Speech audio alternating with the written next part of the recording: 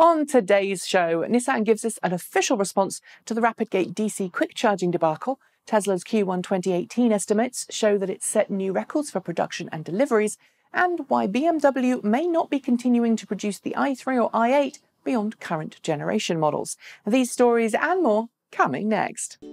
This is Ecotricity's ecoTEC roundup show from New Zealand's only carboNZero certified renewable electricity company. We're 100% Kiwi and 50% community owned. Switch today at ecotricity.co.nz. Hi there, I'm Nikki, your resident ecoTEC host, and my job here is to get the best clean transportation and energy news stories and package them up in one show so that you don't have to go looking for them. Thanks for joining me.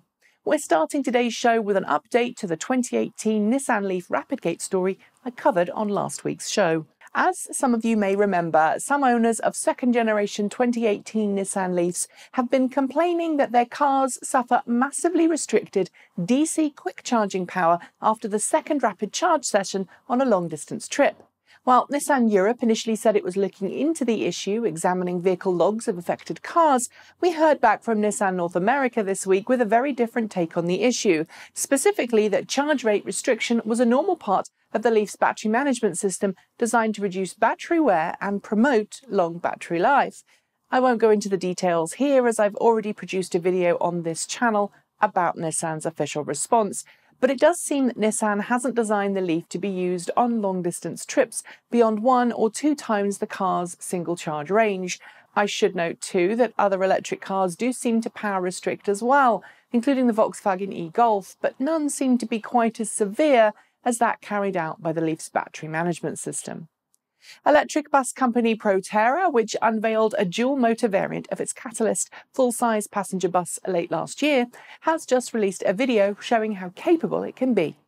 Providing a total of 510 horsepower, 380 kilowatts, the dual-motor Proterra Catalyst E2 Duo Power has already proven itself capable in terms of long-distance range, but this week Proterra released a video of the bus undergoing winter testing on some of Utah's steepest hills. Not only did the bus manage all the hills with aplomb, climbing 5 and 10% inclines up to 4 times more quickly than a diesel competitor, but it also managed to climb a 15% incline at city speeds, something the diesel bus just couldn't accomplish. With Proterra's order books heaving, it's likely you could see one of its electric buses in a city near you very soon. Last week marked the end of the first quarter of the year, and in keeping with its tradition, Tesla published its estimated, but usually very accurate, delivery and production figures for quarter end. Combined, Tesla managed to produce a record number of 34,494 vehicles, with just under 10,000 of them being Model 3 sedans. Of those vehicles, it estimates just shy of 30,000 cars in total were delivered to their new owners. While these figures aren't official and shouldn't be treated as such, Tesla also added into its press release the snippet that Model 3 production crossed the 2,000 unit per week milestone and seems to be heading towards 3,000. Additionally, Tesla reports Model 3 reservations remain stable throughout the quarter, but does note that some cancellations were received, mostly due to delays in production and delays in the availability of certain build options, like all-wheel drive and the smaller battery pack. You'd be forgiven for thinking that filling stations make the majority of their money these days from selling you petrol or diesel. But as it happens, most petrol stations, both urban and rural, make the majority of their money from other services, such as an attached convenience store, village shop, or garage. And this week, we heard from the National Association of Convenience Stores in the US, which is starting to worry that the transition to electric vehicles will kill off the very services which make filling stations profitable.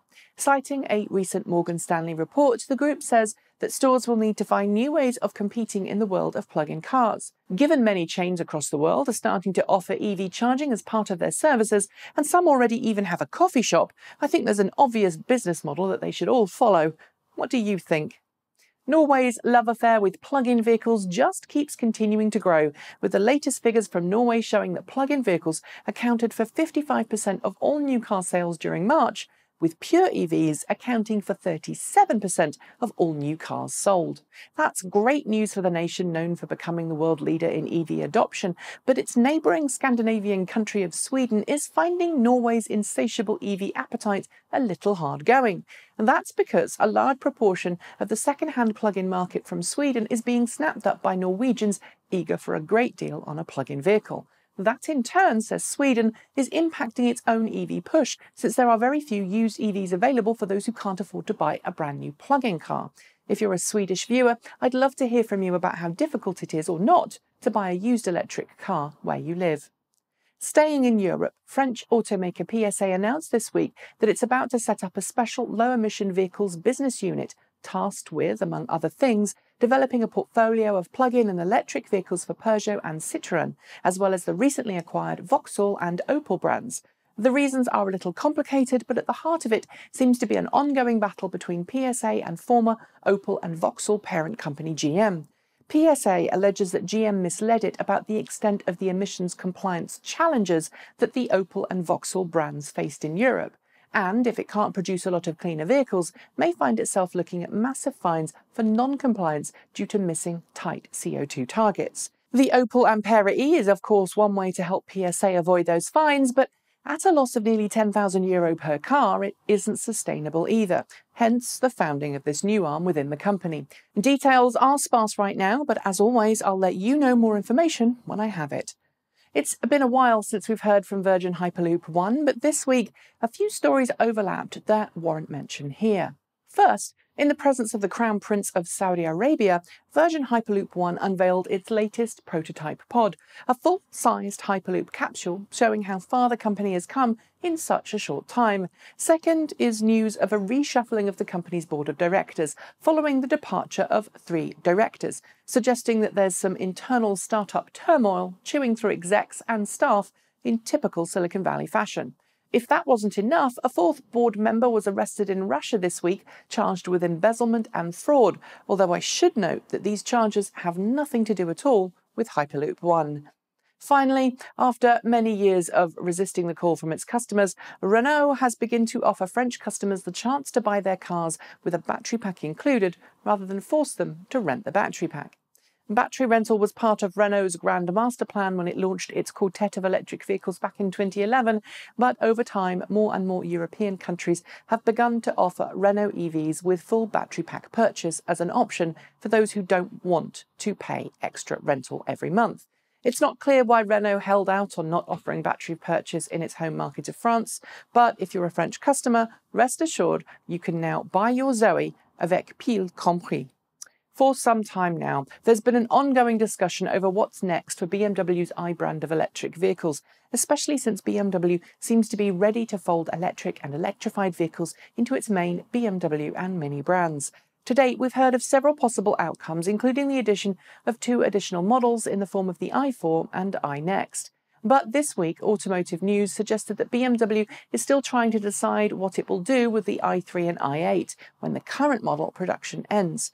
While eye-catching and essential in the development of BMW's portfolio, BMW officials now suggest that the i3 and i8 will be axed in favour of developing platforms that can accommodate a variety of drivetrains, including all-electric variants. While sales in Europe of the i3 remain strong, it's worth noting that the i3 hasn't done so well in North America, and it's also not an SUV, a market that BMW seems eager to electrify in order to go after Tesla. And finally, most of the electric cars we cover on this show are ones that are designed and built as electric models at the factory.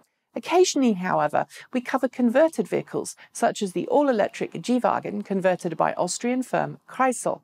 A company well known to Arnold Schwarzenegger, it even built a plug-in Hummer for him. The specialist shop has unveiled its latest creation, a fully operational all-electric fire truck. The result of 2 years of planning, the tactical fire engine has entered service in Linz, Austria, and packs an impressive 86 kilowatt-hours of power on board to enable it to operate in many situations without any range anxiety. Now, if only we could get some of those around here.